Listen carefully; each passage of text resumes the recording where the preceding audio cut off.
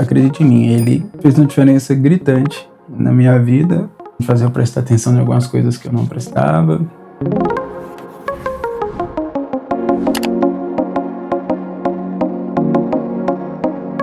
No Escalando, as pessoas chegam achando que eles estão com problema de vendas, né? As pessoas chegam lá achando que o meu problema é vender. E eu provo para elas que se ele vender mais, ele quebra.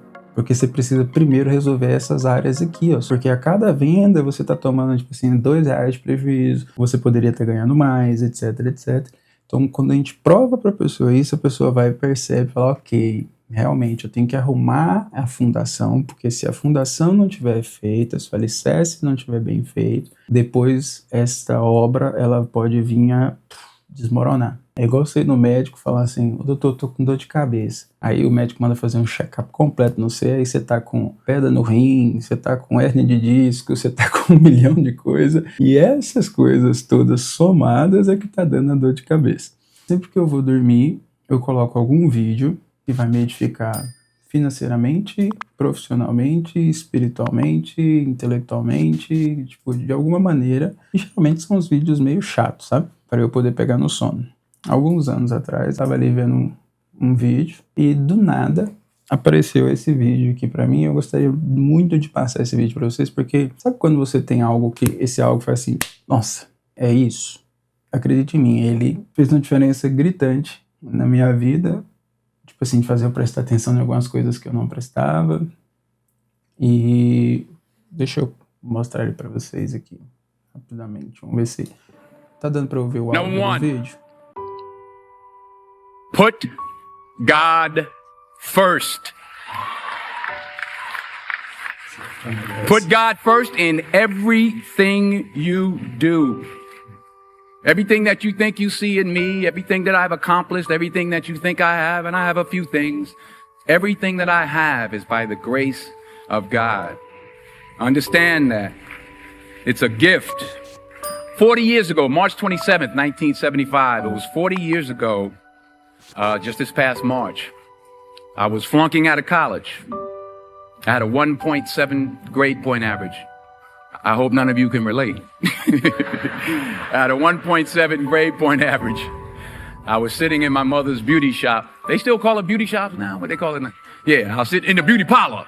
I was sitting in my mother's beauty parlor, and I'm looking in the mirror, and I see behind me this woman under the dryer.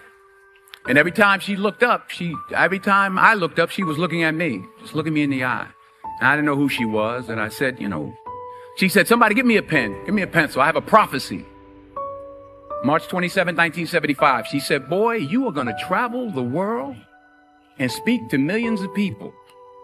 Now mind you, I flunked out of college. I'm thinking about joining the army. I didn't know what I was gonna do, and she's telling me I'm gonna travel the world and speak to millions of people. Well, I have traveled the world, and I have spoke to millions of people. But that's not the most important thing, the success that I had. The most important thing is that what she taught me and what she told me that day has stayed with me since. I've been protected. I've been directed. I've been corrected. I've kept God in my life, and it's kept me humble. I didn't always stick with him, but he always stuck with me. So stick with him in everything you do. If you think you want to do what you think I've done, then do what I've done and stick with God. Number 2, fail big. That's right. Fail big. Today's the beginning of the rest of your life, and it can be very frightening. It's a new world out there. It's a mean world out there, and you only live once. So do what you feel passionate about. Take chances professionally. Don't be afraid to fail. There's an old IQ test, was 9 dots, and you had to draw 5 lines with a pencil within these 9 dots without lifting the pencil. The only way to do it was to go outside the box. So don't be afraid to go outside the box. Don't be afraid to think outside the box. Don't be afraid to fail big, to dream big. But remember, dreams without goals are just dreams, and they ultimately fuel disappointment. So have dreams, but have goals.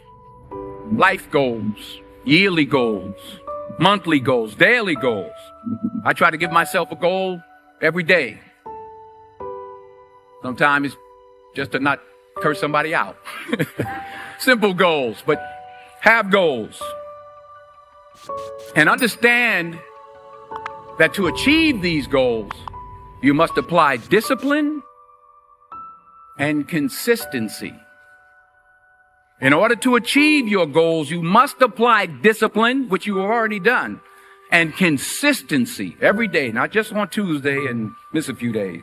You have to work at it every day. You have to plan every day. You've heard the saying, we don't plan to fail, we fail to plan. Hard work works. Working really hard is what successful people do. And in this text, tweet, twerk world that you've grown up in, remember, just because you're doing a lot more doesn't mean you're getting a lot more done. Remember that. Just because you're doing a lot more doesn't mean you're getting a lot more done. Don't confuse movement with progress. My mother told me, she said, yeah, because you can run in place all the time and never get anywhere. So continue to strive, continue to have goals, continue to progress. Number 3, you'll never see a U-Haul behind a hearse. I'll say it again. You'll never see a U-Haul behind a hearse. I don't care how much money you make, you can't take it with you. And it's not how much you have. It's what you do with what you have.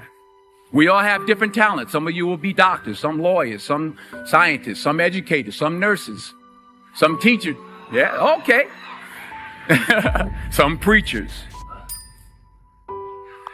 The most selfish thing you can do in this world is help someone else. Why is it selfish? Because the gratification, the goodness that comes to you, the good feeling that I get from helping others, nothing's better than that. Not jewelry, not big house I have, not the cars, but it's the joy. That's where the joy is in helping others. That's where the success is. Finally, I pray that you put your slippers way under the bed tonight so that when you wake up in the morning, you have to get on your knees to reach them.